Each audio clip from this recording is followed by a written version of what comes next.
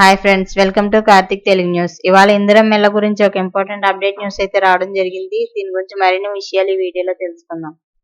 దయచేసి వీడియోని ఎక్కడ స్కిప్ చేయకుండా చివరి వరకు చూడండి ఫ్రెండ్స్. అలాగే మా ఛానల్ సబ్స్క్రైబ్ చేసుకొని మాకైతే ఒక సపోర్ట్ అయితే ఇవ్వండి. వివరాల్లోకి వెళ్ళినట్లయితే అర్హులైన ప్రతి పేదవాడికి ఇందిరమ్మ ఇళ్లను మంజూరు చేయాలనేది రేవంత్ సర్కార్ లక్ష్యంగా పెట్టుకుంది. దీనిలో భాగంగానే 6 గ్యారంటీల్లో ఇందిరమ్మ ఇంటి పథకానికి ఎక్కువ ప్రాధాన్యతనిచ్చింది.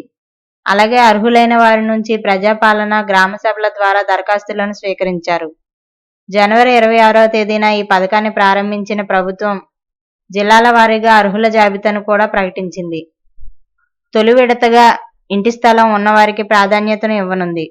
తెలంగాణలో ఇటీవల ఎమ్మెల్సీ ఎన్నికల కోడ్ అమల్లో ఉన్న సంగతి తెలిసిందే. అయితే ఈ కోడ్ అమలయ్యే నాటికి ఇళ్ల మంజూరు పత్రాలు అందుకున్న వారు దాదాపు 71,480 మంది ఉన్నారు. వారు ఇళ్లు నిర్మించుకునేందుకు అధికారులు అనుమతులు మంజూరు చేశారు. వీటిలో 700 మంది ఇళ్ల నిర్మాణం కూడా చేపట్టారు. వీరికి ఆయా గ్రామాల కార్యదర్శుల ఆధ్వర్యంలోనే పరిశీలన పూర్తయింది. ఇళ్ల నిర్మాణాలకు జియో ఫెన్సింగ్ కూడా పూర్తి చేశారు. గ్రామ కార్యదర్శులు యాప్లో ఆ ప్రాంతంలో ముగ్గు పోసుకున్న ఫోటోలు, అక్షాంశ రేఖాంశాల ఆధారంగా ఆ లబ్ధిదారుల వివరాలను యాప్లో పొందుపరిచారు. అలాగే అధికారులు తనిఖీకి వచ్చినప్పుడు కూడా అదే ప్రదేశంలో ఇళ్ల నిర్మాణం ఉండాలని కార్యదర్శులు వారికి సూచించారు. లేదంటే ఇందిరమ్మ ఇళ్లకు సంబంధించి డబ్బులు అకౌంట్లో జమ కావని తెలిపారు.